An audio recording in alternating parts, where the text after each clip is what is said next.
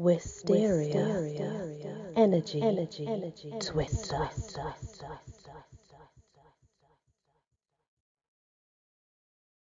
Hello everyone, welcome back to my channel. It's Wysteria here. We're going to start off because this will be December. So we're going to start with the night before Christmas. It was the night before Christmas when all through the house not a creature was stirring, not even a mouse. The stockings were hung by the chimney with care, in hopes that St. Nicholas soon would be there. The children were nestled all snug in their beds, while visions of sugar plums danced in their heads, and Mamma in a kerchief, and I in my cap, had just settled our brains for a long winter nap, when out on the lawn there arose such a clatter, I sprang from my bed to see what was the matter. Away to the window I flew like a flash, tore open the shutters and threw up the sash. The moon on the breast of the new fallen snow gave a lustre in midday to objects below, when what to my wondering eyes did appear but a miniature sleigh and 8 tiny reindeer, with a little old driver so lovely and quick. I knew in a moment he must be Saint Nick. More rapid than eagles, his coursers they came, and he whistled and shouted, and called them by name. Now Dasher, now Dancer, now Prancer and Vixen, on Comet, on Cupid and Donner and Blitzen, to the top of the porch, to the top of the wall. Now dash away, dash away, dash away all. As leaves that before the wild hurricane fly, when they meet with an obstacle mount to the sky, so up to the housetop the coursers they flew, with the sleigh full of toys, and St. Nicholas too. And then in a twinkling I heard on the roof the prancing and pawing of each little hoof, as I drew in my head and was turning around. Down the chimney St. Nicholas came with a bound. He was dressed all in fur from his head to his foot, and his clothes were all tarnished with ashes and soot. A bundle of toys he had flung on his back, and he looked like a peddler just opening his pack. His eyes, how they twinkled, his dimples, how merry. His cheeks were like roses, his nose like a cherry. His droll little mouth was drawn up like a bow, and the beard on his chin was as white as the snow. The stump of a pipe he held tight in his teeth, and the smoke it encircled his head like a wreath.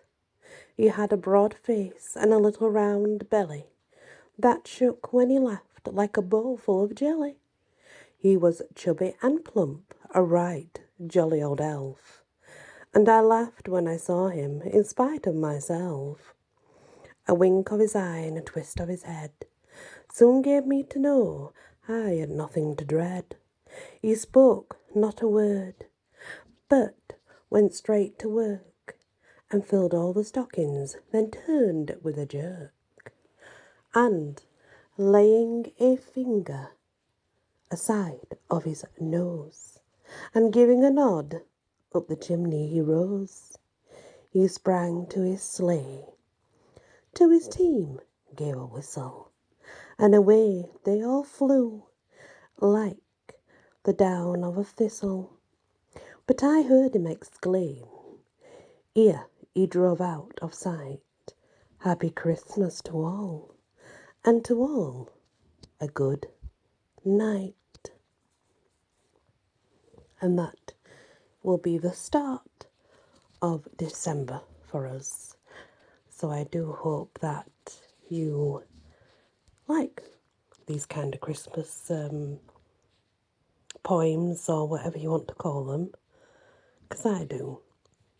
So now we're going to go on to Beatrix Potter's The Tailor of Gloucestershire.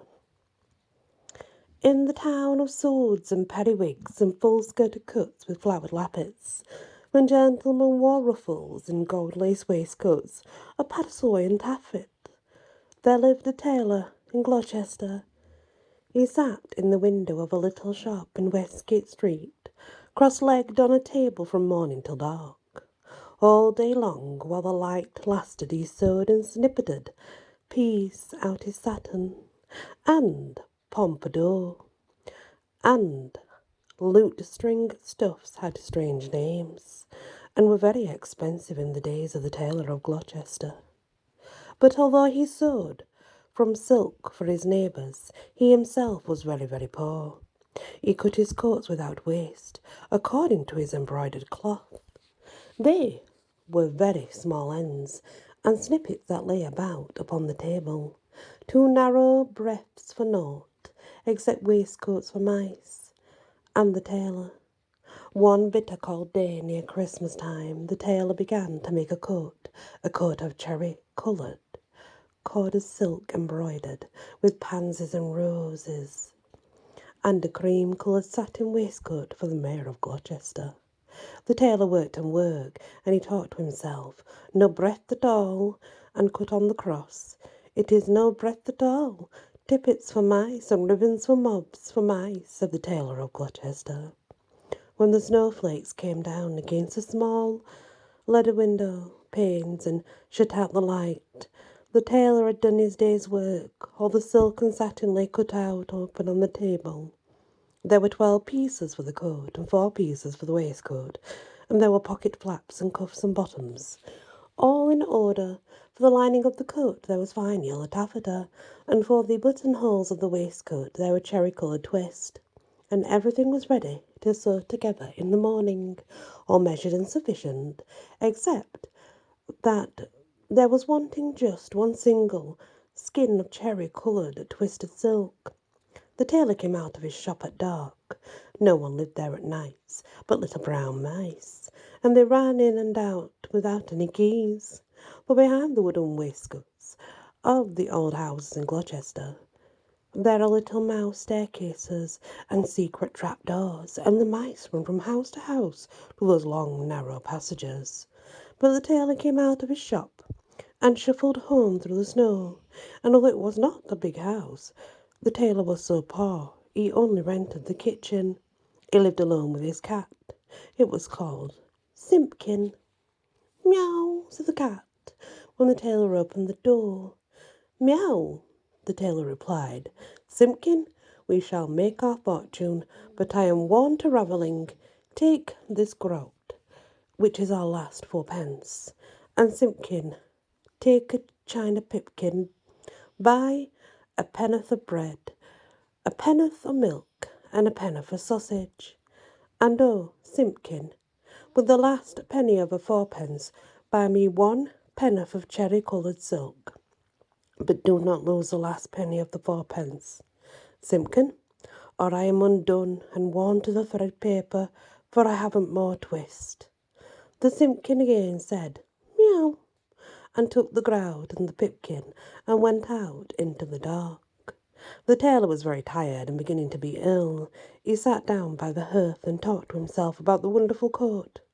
I shall make my fortune, to be cut by us, the Mayor of Gloucester, to be married on Christmas Day in the morning, and he hath ordered a coat and an embroidered waistcoat. Then the tailor started, for suddenly interrupting him, from the dresser at the other side of the kitchen came a number of little noises. Tip-tap, tip-tap, tip-tap, tip. Now what can that be? Said the tailor of Gloucester, jumping up from his chair. The tailor crossed the kitchen and stood quite still beside the dresser, listening and peering through his spectacles. This is very peculiar, said the tailor of Gloucester, and he lifted up the teacup, which was upside down. Out stepped a little live lady mouse, and made a curtsy to the tailor, Then she hopped away down off the dresser and under the wainscot. The tailor sat down again by the fire, warming his poor cold hands. But all at once from the dresser there came other noises. A tip-tap, tap-tap, tip, tip-tap, tip. "This is passing extraordinary," said the tailor of Gloucester, and turned over another teacup, which was upside down. One stepped out, a little gentleman mouse, and made a bow to the tailor. And out from under the teacups and from under bowls and basins stepped other and more little mice, who hopped away down off the dresser and under the wainscot. The tailor sat down close over the fire, lamenting 21 buttonholes of cherry-coloured silk, to be finished by noon of Saturday, and this is Tuesday evening. Was it right to let loose those mice? Undoubtedly the property of Simpkin. Alack, I am undone, for I have no more twist. The little mice came out again and listened to the tailor. They took notice of the pattern of that wonderful coat. They whispered to one another about the taffeta lining and about the little mouse tippets. And then suddenly they all ran away together down the passage behind the wainscot, squeaking and calling to one another as they ran from house to house. Not one mouse was left in the tailor's kitchen when Simpkin came back. He sat down the pipkin of milk upon the dresser, and looked suspiciously at the teacups. He wanted his supper of little fat mouse. "Simpkin," said the tailor, "where is my twist?" But Simpkin had a little parcel privately in the teapot, and spit and growled at the tailor, and if Simpkin had been able to talk, he would have asked, "Where is my mouse?" "Alack, I am undone," said the tailor of Gloucester, and went sadly to bed. All that night long Simpkin hunted and searched through the kitchen, peeping into cupboards and under wainscot, and into the teapot where he had hidden that twist, but still he found never a mouse. The poor old tailor was very ill with a fever, tossing and turning in his four-post bed, and still in his dreams he mumbled, "No more twist, no more twist." What should become of the cherry-coloured coat? Who should come to sew it, when the window was barred and the door was fast locked? Out of the doors the market folks went trudging through the snow to buy the geese and turkeys, and to bake the Christmas pies. But there would be no dinner for Simpkin and the poor old tailor of Gloucester. The tailor lay ill for 3 days and nights, and then it was Christmas Eve, and very late at night, and still Simpkin wanted his mice, and meowed as he stood beside the four-post bed. But it is in the old story that all the beasts can talk in the night between Christmas Eve and Christmas Day in the morning, though there are very few folk that can hear them or know what they are saying. And when the cathedral clock struck 12, there was an answer, like the echo of the chimes, and Simpkin heard it, and came out of the tailor's door and wandered about in the snow. From all the roofs and gables and old wooden houses in Gloucester came 1,000 merry voices, singing the old Christmas rhymes, all the old songs that ever I heard of, and some that I don't know, like Whittington's bells. Under the wooden caves, the starlings and sparrows sang of Christmas pies. The jackdaws woke up in the cathedral tower, and all through it was the middle of the night the throstles and robins sang, and air was quite full of little twittering tunes. But it was all rather provoking to poor hungry Simpkin. From the tailor's shop in Westgate came a glow of light, and when Simpkin crept up to peep in at the window it was full of candles. There was a snippeting of scissors and a snippeting of thread, a snappeting here and there, and little mouse voices sang loudly and gaily. 4 and 20 tailors went to catch a snail. The best man amongst them durst not touch her tail. She put out her arms like a little Kylo cow. Run, tailors, run, or she'll have you now. Then without pause, the little mouse voices went on again. Sip my lady's oatmeal, grind my lady's flour, Put it in a chestnut, let it stand an hour. Mew, mew, interrupted Snipkin, and he scratched at the door, but the key was under the tailor's pillow. He could not get in. The little mice only laughed and tried another tune. Three little mice sat down to spin. Pussy passed by and peeped in.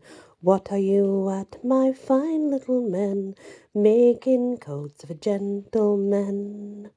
Shall I come in and cut off your threads? Oh no, Miss Pussy, you would bite off our heads. Mew, scratch, scratch, scuffled Simpkin on the windowsill, while the little mice inside sprang to their feet and all began to shout all at once in twittering voices, "No more twist! No more twist!" And they barred up the window shutters and shut out Simpkin. Simpkin came away from the shop and went home, considering in his mind. He found the poor old tailor, without fever, sleeping peacefully. Then Simpkin went on tiptoe and took a little parcel of silk out of the teapot and took it in the moonlight. He felt quite ashamed of his badness compared with the good mice. When the tailor awoke in the morning, the first thing which he saw upon the patchwork quilt was a skin of cherry-coloured twisted silk, and beside his bed stood repentant Simpkin. The sun was shining on the snow when the tailor got up and dressed, and came out into the street with Simpkin running before him. "Alack," said the tailor, "I have my twist, but no more strength nor time. Then will serve to make me one single buttonhole, for this is Christmas Day in the morning. The Mayor of Gloucester shall be married by noon. And where is his cherry-coloured coat?" He unlocked the door of the little shop in Westgate Street, and Simpkin ran in, like a cat that expects something. But there was no one there, not even one little brown mouse. But upon the table, oh joy, the tailor gave a shout. There, where he had left plain cuttings of silk, there lay the most beautiful coat and embroidered satin waistcoat that ever were worn by the Mayor of Gloucester. Everything was finished except just one single cherry-coloured buttonhole, and where that buttonhole was wanting, there was pinned a scrap of paper with these words, in little teeny weeny writing, "No more twist." And from then began the luck of the tailor of Gloucester. He grew quite stout and he grew quite rich. He made the most wonderful waistcoats for all the rich merchants of Gloucester, and for all the fine gentlemen of the country road. Never were seen such ruffles, such embroidered cuffs and lappets, but his buttonholes were the greatest triumph of all. The stitches of those buttonholes were so neat, I wonder how they could be stitched by an old man in spectacles with a crooked old fingers and a tailor's thimble. The stitches of those buttonholes were so small, they looked as if they had been made by little teeny mice. And that is the end of that story. Thank you for listening and many blessings. Wysteria, energy, twister.